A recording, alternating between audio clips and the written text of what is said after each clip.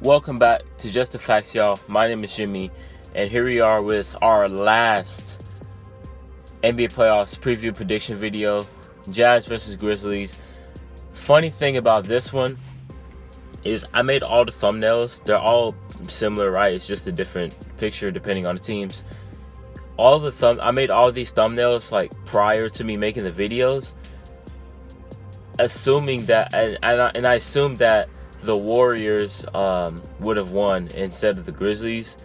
And here we are. I had to go back and make another thumbnail template and all that stuff, and it was a hassle. I just thought the Warriors would win, but shout out to Morant, who's on his Grizzly. Shout out to the Grizzlies. Shout out to Dillon Brooks. Shout out to Jaren Jackson Jr. Shout out to the Grit and Grind. All those things. The Grizzlies are a very, very respectable team in my opinion. I think they're a little better than what people actually perceive them as. They have talent. Like, people just think, oh, they're just a gritty, tough team. Like, no, they actually have talent on the team. Jaren Jackson Jr. was out most of this season, and they're still in the playoffs. Like, this team is better than what most people think. With that being said, they're going up against the number one seeded Utah Jazz, who had the best record throughout the entire NBA all season long. Donovan Mitchell's back. Mike Conley's back for them. How will the Memphis Grit and Grind defense work against the Jazz? Well, it's going to be very tough because the Jazz are the best three-point shooting team in the league. It's different from the Grizzlies having to go up against a guy like Steph and the Warriors, because you can just solely focus on Steph knocking down threes. You're not really worried about Wiggins knocking down threes. You're not worried about Draymond knocking down threes. You're worried about Poole, but you're not worried about most of these other guys knocking down threes. You can live with those other guys knocking down threes. With the Jazz, Jordan Clarkson knocking down threes. Donovan Mitchell knocking down threes. Bogdanovich knocking down threes. Who am I missing? Joe Ingles knocking down threes. Royce O'Neal knocking down threes. Mike Conley. All these guys are knocking down threes. So everywhere you look, someone's knocking down a three. You have to guard all of that. All of that. And not to mention Rudy Gobert in the post, in the paint, grabbing offensive rebounds and setting all these screens and rolling to the rim, catching lobs, all these things, right?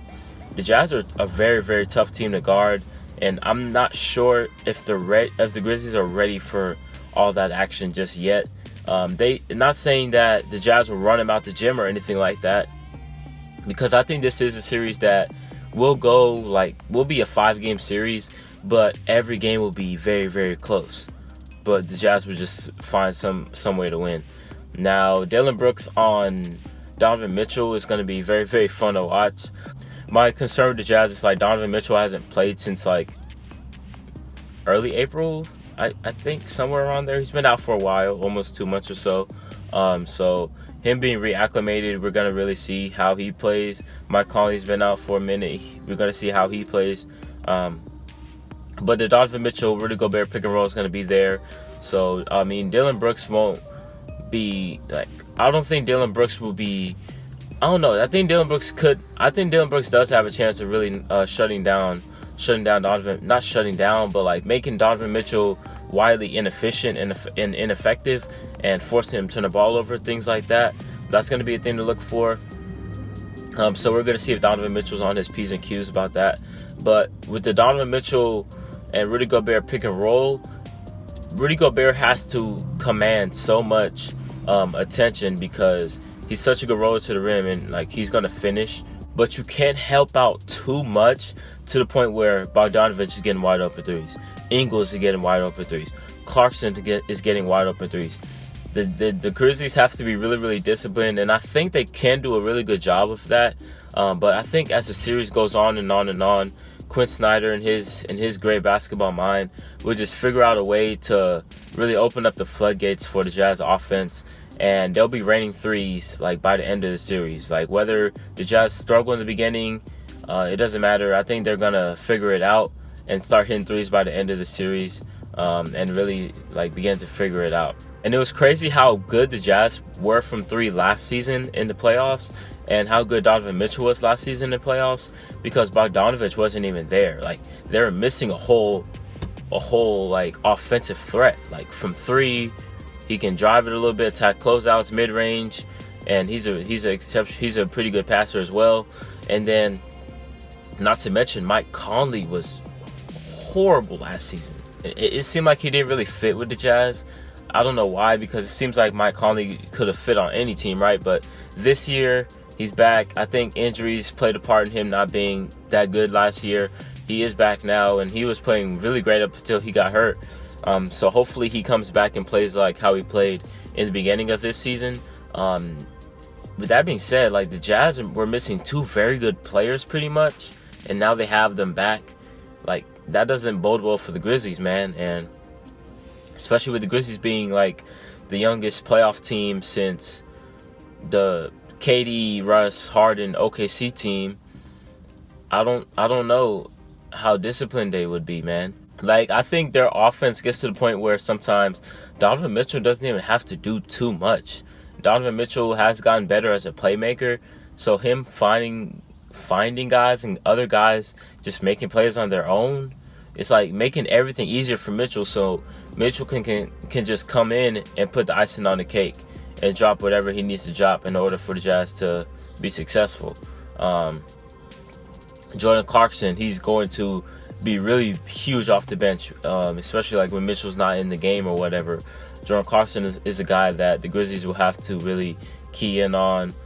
Grayson Allen, Dylan Brooks, those guys, they're going to really have to guard a guy like Jordan Clarkson, because he is a microwave. He will go off if you allow him to. So they better have their antennas up about him. Grizzlies on the offensive side, I don't know, man. I don't know how good they're going to be offensively, because they're bottom of the league in three-pointers made and bottom of the league in three-pointers attempted. So they don't make many threes or attempt many threes. Jazz are the complete opposite. They make a lot of threes and they throw up a lot of threes. So for the Memphis to have a chance in this series, I think they're going to have to just make threes. Simple as that. And I don't know if they're equipped for that, man. You got Dylan Brooks, you got Grayson Allen, you got DeAnthony Melton, you have Jaren Jackson Jr., who I want the Grizzlies to use even more than what he is right now. Those guys need to hit threes, man, if the Grizzlies are going to have a chance in this series. Kyle Anderson, I forgot to mention, and also Desmond Bane. Obviously, Ja, it's going to be interesting to see if he's going to knock down his threes. We saw Ja a couple of days ago. We saw Ja like a week ago versus the Warriors. They left him wide open. Ja was missing every three in existence. The play-in game comes. They leaving him wide open again. The Warriors leaving him wide open again. Ja's hitting his three. So we're going to see which Ja we're going to see. We're going to see if Ja's going to be knocking down his shots or if he's going to be struggling. I think the Jazz will leave him up. Valanciunas on the inside with Gobert. That's going to be actually a really good battle with the rebounding aspect of it. I think both of those guys can be very, very dominant on the boards and in the paint. So that's going to be a good matchup to watch. Like I said, I want Jaren Jackson Jr. to be more involved. I know he's just coming back from his injury. He has looked good, but I want him to be even more involved because he's just that damn good, in my opinion. And I think the Grizzlies using him more and picking pops with Ja, post-ups on mismatches, and him diving to the cup, like all those things, I think Jaren Jackson Jr. can do very, very well. And if they can do a little bit more of that, that's going to really help out this team. That being said, I don't want to see Ja settle all day for jumpers. I want to see him attacking. I don't care if Rudy Gobert is in the paint. I want to see Ja Morant attacking.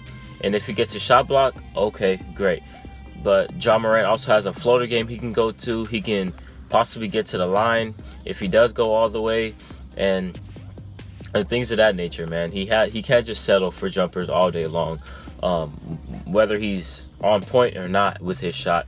I think deferring to other guys with the jump shooting and you doing the driving and playmaking and things like that will really help open up things for the Grizzlies to have a chance in this series.